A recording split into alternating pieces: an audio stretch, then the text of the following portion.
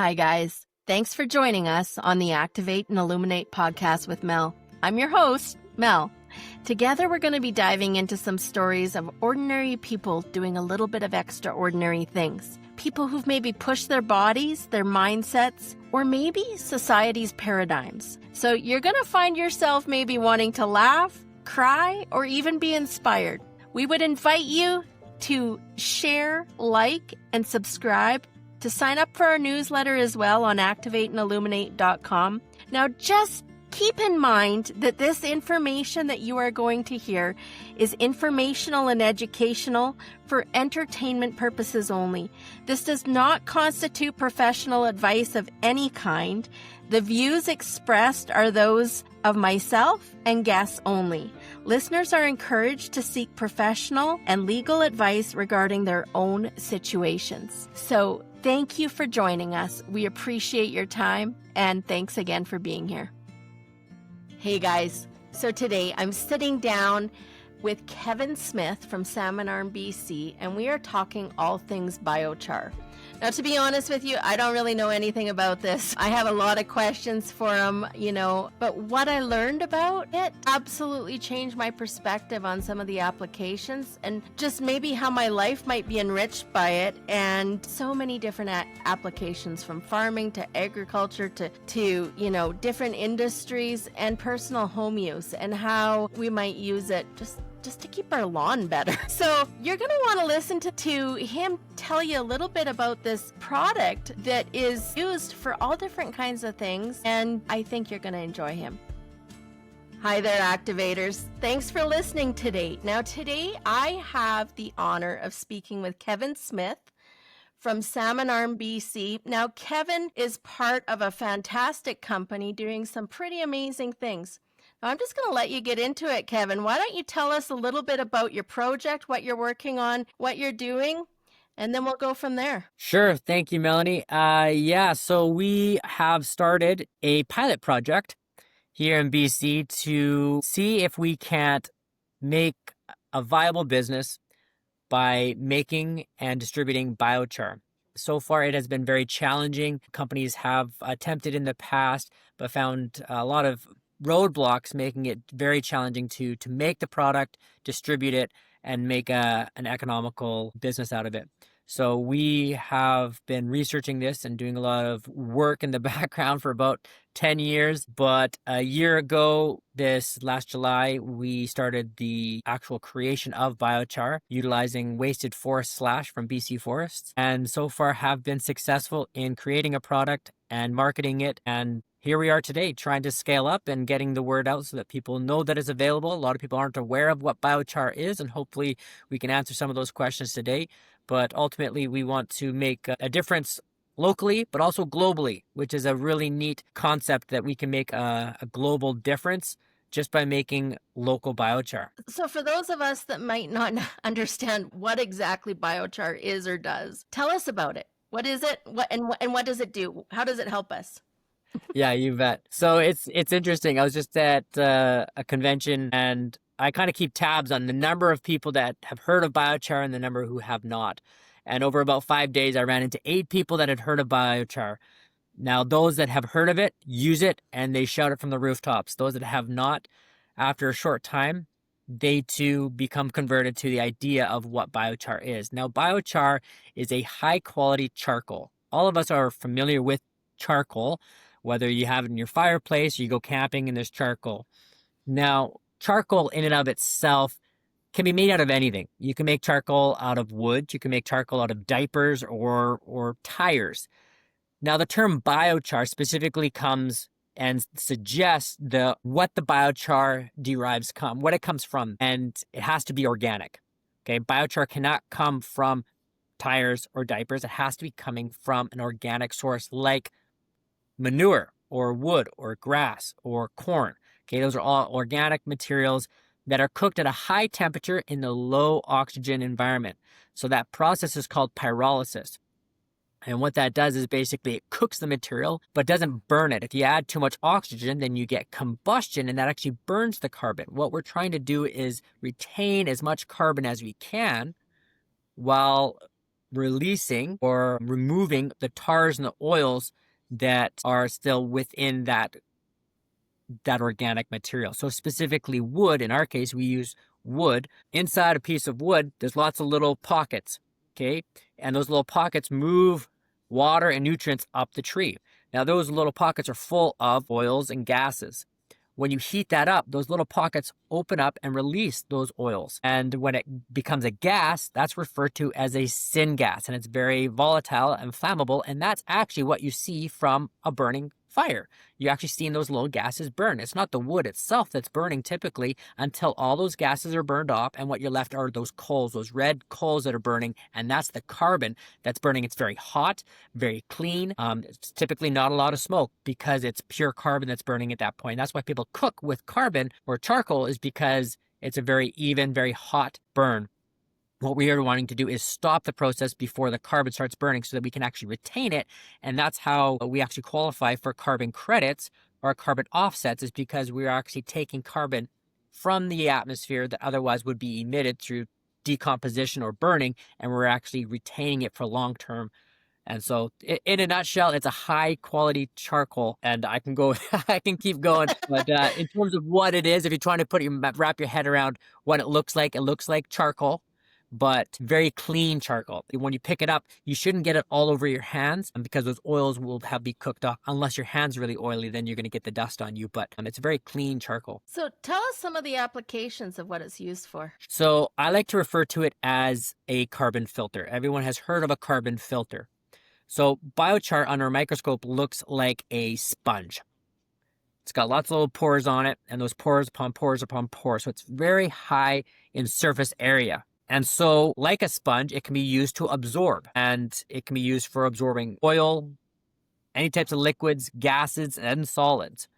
And so what biochar is specifically designed and often used for is as a soil amendment to absorb and retain water as well as nutrients. And that's probably the main application of biochar, is as a soil amendment. However, perhaps later on we can get into some different uses, but think of it as a carbon filter for your soil so you don't wash away all your good nutrients just by watering. So does it allow you to use so for areas that do not have high or maybe a lot of water conservation, does it allow you to use less water? This episode brought to you by protandemcanada.lifevantage.com. What if you could turn on your body to work like it was supposed to? What if you could have it remember how to handle toxins, stress, and the environment like it used to when you were young? What if it worked for your pets too? What if this is not about supplementing something that is missing, but activating something that has gone dormant? About actually turning on your body to make these things again. Learn how to activate your body now. Check us out, protandemcanada.lifevantage.com. Yes, absolutely. So everyone loves big numbers, and I'll give you a couple big numbers, which are big ticket winners. But understand that this isn't just unique to this study. There's a lot of studies out there that justify the use of biochar in water retention. But one example could be one in Kenya, Africa, where they are reducing their water use by 75%, while at the same time increasing their crop yield by 30%. Okay, so instead of going to the river 4 times, you're only going once.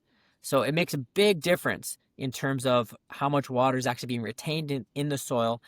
And by retaining more water, you use less water, and therefore you're not washing away as much nutrients.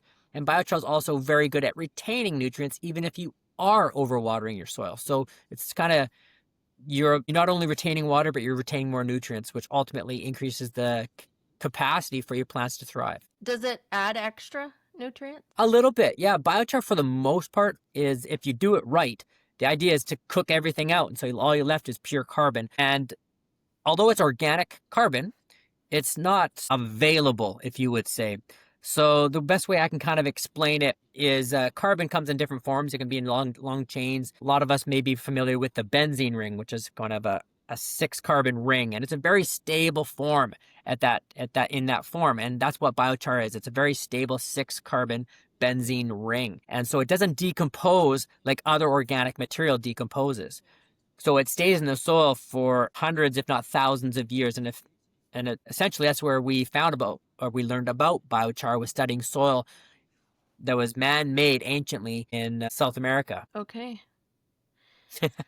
So tell us a little bit about, your guys' company and what you've done prior to this. Sure. So our parent company is Silva Tech, which is a forestry consulting company in Salmon Arm, BC.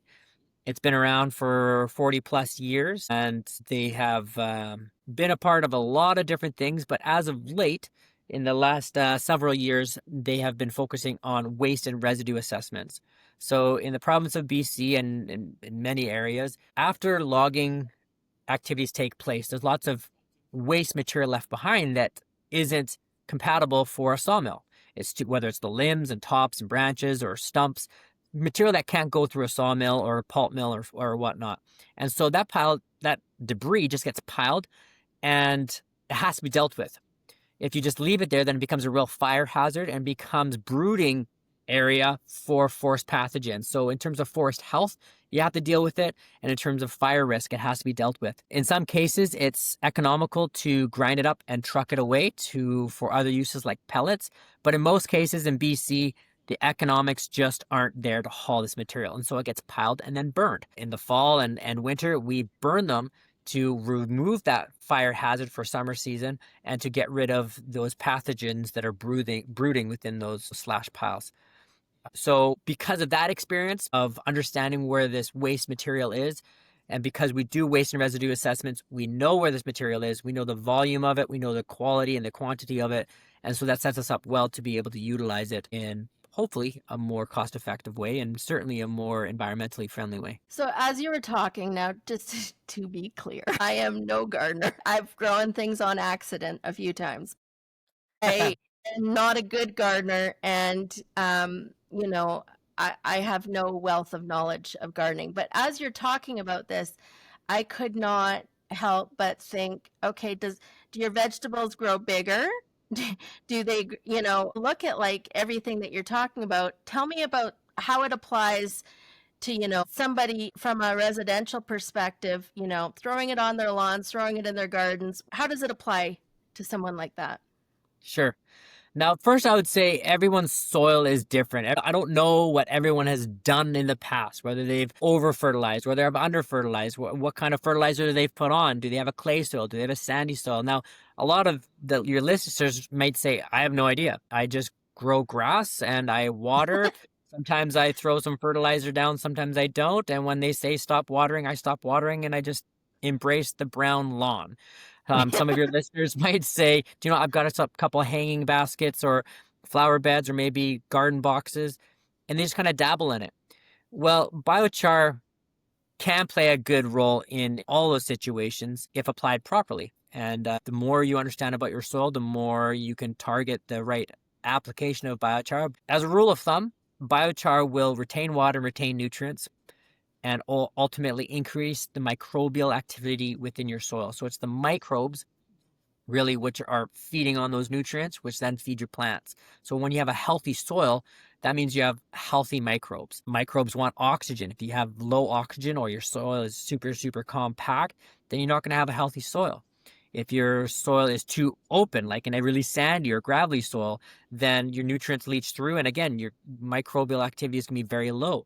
So what we're trying to do is get that happy medium where the microbes are happy, they like water, they like oxygen, and they like food. And that's what biochar does. It retains all those things so that the microbes can be happy and therefore give you plants the best chance of survival and ultimately retain those nutrients and that water within the rooting depth of your plant.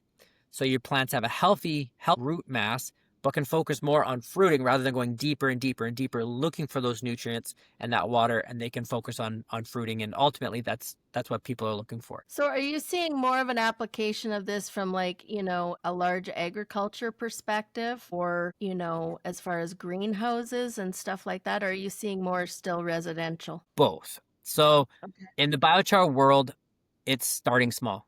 It's been around for thousands of years. They found it studying the soils in the Amazon, and that was the only way they could retain nutrients from the excess leaching from all the excess of watering from rain events. And so it's been around for a long, long time. There's over 20,000 white papers on the efficacy of biochar, but it's still slow. People are still slow to adopt it. And so we're starting slow. We're starting small with residential backyard gardens and lawns. And I'm telling you from personal experience, by applying it to my lawn, I increased the foliage production between 300 and 600%, depending on how much water I gave it. When I gave it less water, it had a greater difference between my other part of my lawn that just had fertilizer.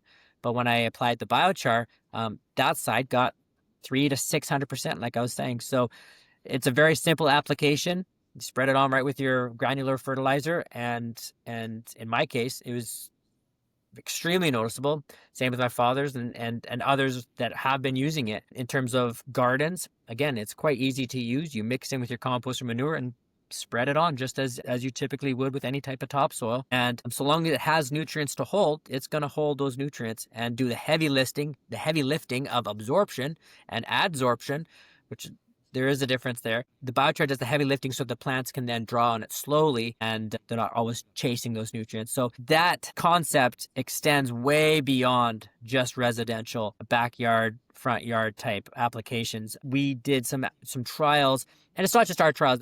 Our trials are nothing compared to the trials that have been done by different universities all over the world. But from our trials, we increased corn cob count on our plots by 15%. So it's 15% more cobs in these plots. We also increased the nutritional value of alfalfa by 23%. So those are significant numbers. And to be honest, when I talk to people about those numbers, they kind of raise their eyebrows. They're like, yeah, sure. Yep, I'm sure you got those numbers. So I find myself kind of toddling around the idea of telling people those numbers because they often don't believe you. So being able to increase corn cob count by 15%. We also increased the size of the cobs by, I think, 0.04%. So it wasn't a significant increase, but it certainly didn't decrease. Even though we got more cobs, you'd think that the cobs would be slightly smaller from the availability of nutrients, but that goes to show that the plants actually took up more nutrients and produced not only more cobs, but larger cobs. And that's where the ultimate nutrients is going to come to for feeding. Same thing with alfalfa. If you can give the cows healthier food, they're going to, if they eat more, well, then they're going to gain more, but perhaps they can eat less and still gain the same necessary amount of mass or produce more milk. Yeah, there's so many different applications. Just even as you're talking about, I hadn't even thought of it as animal consumption. Yeah. So, I mean, people use it also as a food additive, where they actually apply it to the feed of their animals. So their animals are actually ingesting it at a small percent, say 1 to 3% of their food ration. And it's actually recognized widely as a natural dewormer.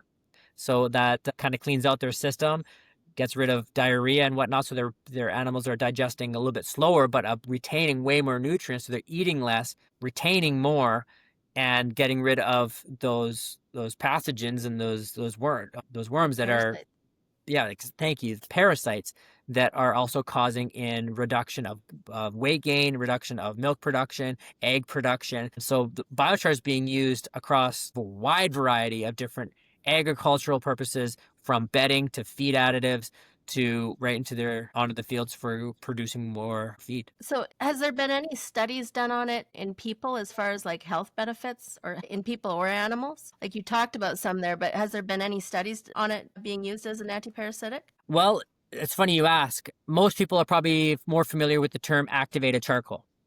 So when Right. you go to the hospital because maybe you ingested poison or someone overdoses or anything like that, they go to the hospital, and what do they give them? They give them activated charcoal, which is a high quality biochar. So it's basically goes down to the porosity. So I talked about all those pores upon pores upon pores. Well, the higher you cook that organic material, the more pores open up. And so you're getting more and more porous product. Now, whether you increase heat or you hit it with a type of steam or acid, you're going to clean out those pores, increasing the porosity. And activated charcoal is the highest, I guess you could say, porous biochar that humans do consume. In fact, it's given as a life-saving intervention for people that have ingested poison, or we use it for filtering our waterways. Carbon filters within your pitchers or within your fridge or your fish tank. I mean, we use it to filter our most prized resource, which is clean water. So yeah, human use from saving lives to cleaning our water. Well, there's so many, as you're saying this, there's so many future applications too that you can see this being used for. I sure see them. I just hope that everyone else sees them. Like let's say you're going on a trip to Mexico. Do you stuff a little bag of biochar in your pocket? Well, and the great thing is this has been around for a long time. You can get carbon filters. Yeah. You can go to your outdoor store and pick up backpacking carbon filters. They have them.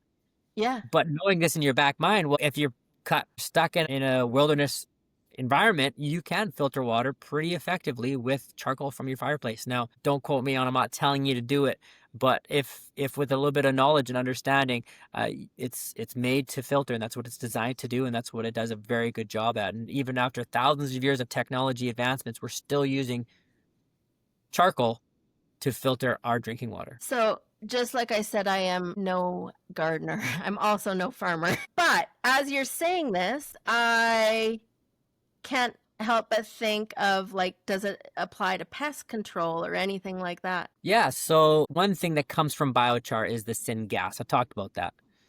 If that syngas as a vapor is condensed, it goes back into a liquid and turns into what we often call biofuel, right? Where you can actually make fuel like a diesel from this liquid smoke, if you will. So you condense the smoke or the steam off of the wood gases, which is called syngas. It condenses, and you get tars and oils and vinegars. You may have heard of wood vinegar, or liquid smoke is another definition that terms people use. It's a very potent, smoky smell. And when you smell it, you think of barbecue. And that product there is used as a natural herbicide, pesticide. You dilute it with water, you spray it right on your plants, you spray it on the roots. You can charge your biochar. We haven't talked too much about charging, but yes, it is a natural pesticide. Wow. So what excites you most about everything we just talked about as far as applications and where your company might be going? Well, that's a big question. It all gets me excited. I've got a lot of irons in the fire here just to see what people are interested in. I'm hoping that they all take off at some point and I think they will. I really think that as people try it, they'll become converted to trying it in other areas. And first step is using it on your lawn, your back garden. Next thing you know, it's going to be a large agricultural application, and mining reclamation, site reclamation, cleaning our waterways. Here where I live, we deal a lot with blue-green algae blooms from runoff of not just the farms, but even our waterways and water treatment plants and whatnot. They're not always the most efficient. And so a lot of those nutrients gets back in the lakes, which contaminate our drinking water. And so there's so many different uses and applications of it. But what really got me going is the reduction of carbon emissions and lost heat and just waste. Being in the forest industry, like I said, my job was burning those piles. I've burned hundreds of those piles and watched them just go up in smoke. And realistically, there's over 5 million tons of that's burned every year in BC, which equate to 10% of BC's yearly emissions. And so if I can be a part of reducing that, even in a small way, that's going to be a global impact. And so if I can reduce emissions, capture the carbon, sequester that carbon, increase water retention, so we're reducing water use, increasing fertilizer efficiency, increasing crop yield, decreasing food cost, decreasing farming cost. I mean, those are all win-win-win-wins. So it all gets me excited. I got goosebumps as you said all that, because honestly, like, for one product to have all those applications, it seems unfathomable. So let's talk about how people can get this. How can people get this? First of all, the name of the website. How do they order it? Let's talk a little bit about that. Yeah, so our website's silvachar.ca. You can find us. You can Google us. We got a YouTube channel. You can follow us on YouTube, Instagram, all social media platforms. And at our store, we've got small use applications, so 10-liter buckets in different particle sizes, 0 to 2 millimeter, and that's our smallest kind of powder size, and then 2 to 6 millimeter, that's our kind of larger, bulkier size, a little less dense. The larger product's great for working into your soil or working into a clay soil. And our finer product is great for a surface application on lawns, on turfs, golf courses, anything like that, or to be worked into a sandy soil where you want to really close up that porosity. So we have 2 different sizes for our buckets, and then we have half-liter bags, which contain enough for about 1 square meter of application or several hanging basket, kind of little household applications. And that is the less than 2 millimeters. So we kind of put our premium product in that smaller little bag. And then we also have super sacks, which is the 1 cubic meter super sack. And then we have big bulk, which is loose. And we are producing as much as required. So the more people order, the more we produce and the more we ship out and make it available. So you had told me something earlier before we came on camera. You said you do free shipping across Canada. Yes, absolutely. So right now we are offering free shipping across Canada. And if people use the promo code Activate10 right now, so if you use Activate10, you'll get a 10% discount. Take advantage of our free shipping, and we'll get it sent off to you right across Canada. We are actually also shipping into the States, but get a hold of us. And for those larger orders, a little bit more planning in needed, but for small orders, not a problem, right across. Well, Kevin, this is first of all, I love promoting small businesses that are doing something that we haven't heard about before. But not only small businesses that doing something that we haven't heard about, but small businesses that are making an absolute difference. So I see this as fitting all those to some people listening to a talk on biochar might not be exciting, but I actually think that this is so exciting for so many, when you talked about the anti-parasitic stuff, there's so many different health applications for people, for animals, for, all different kinds of applications. Yeah. What? I know it's kind of, there's so much. It's, I was talking to someone just yesterday about using it as a cement additive for making bricks. So in fact, I'll see if I can hold one up. Here you go.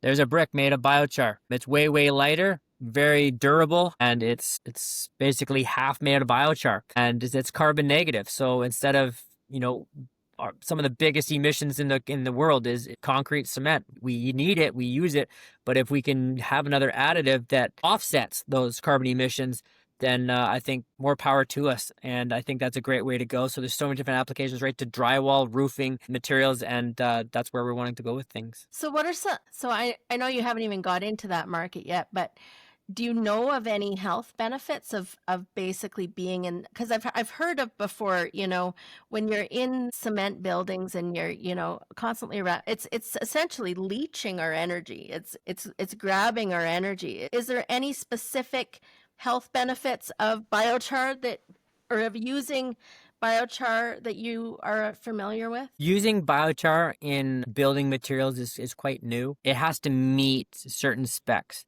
especially when it's constructional in terms of compression testing and whatnot. Now, I know that biochar it definitely increases the insulation value. And in terms of health benefits, I don't know in terms of if your house was made out of bricks made from biochar, if you're going to receive any more health benefits than, say, the common brick. I don't know. That's not something that I'm aware of quite yet. I know that it's nice on the feet. It's a nice, smooth product. It's not the kind of that rough that my grandparents had a pool made out of concrete, and I remember our toes would always be bleeding at the end of it. Well, biochar is not quite like that, and it makes a very nice, smooth finish. But the benefits to me is it's very porous, very absorbent, and it absorbs gases. So potentially there's value in that, in having biochar part of your walls. Even you can have biochar paint, and it's a kind of a dampening effect, insulation for sound, insulation for temperatures. So really exciting to see where biochar goes in the realm of building materials. Is it mold resistant? That's a great question. That's a great question. Okay. Well, so many different things here now.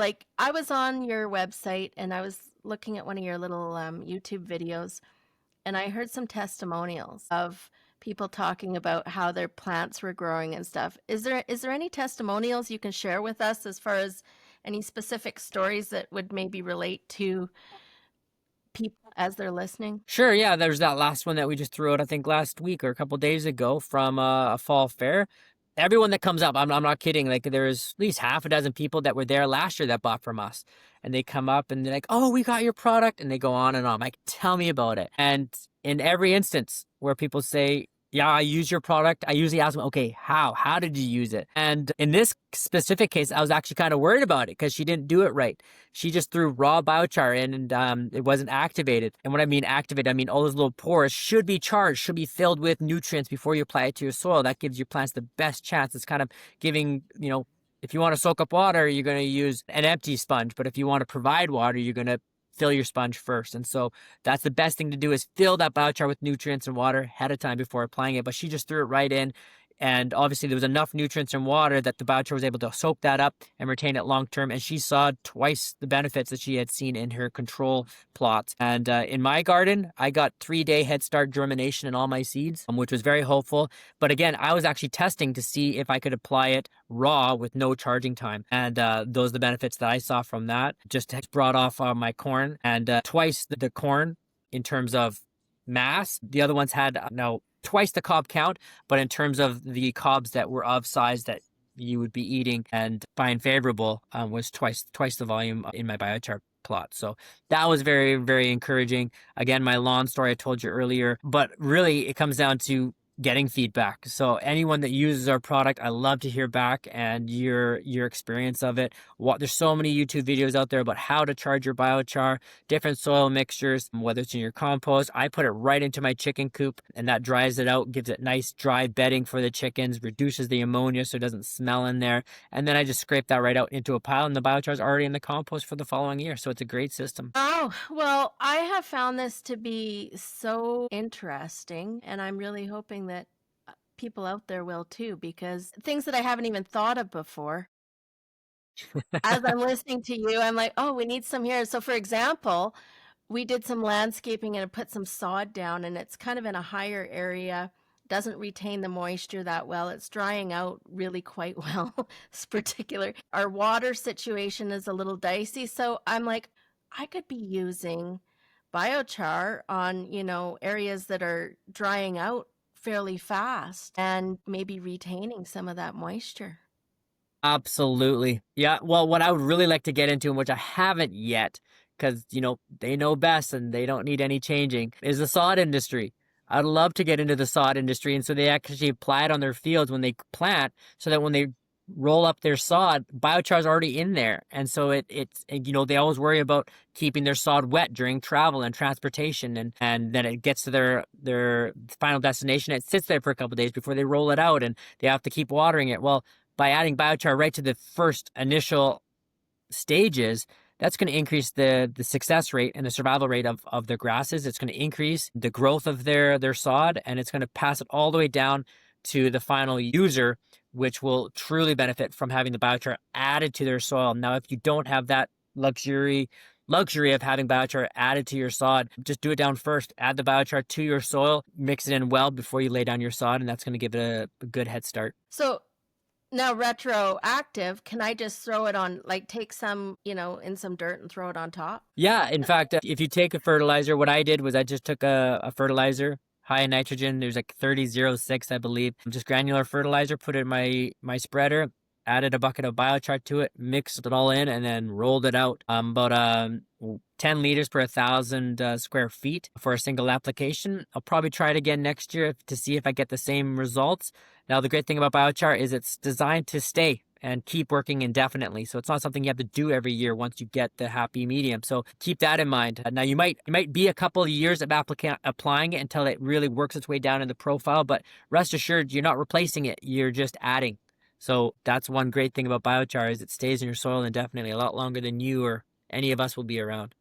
So on that note, Kevin, I'd like to thank you for taking your time today and for offering our listeners a discount. That's fantastic. The Activate 10 from your website. And thank you for everything that you're doing and just your passion that you're putting into this. I love seeing people excited about what they're doing. I know they're good at it when they're excited about it.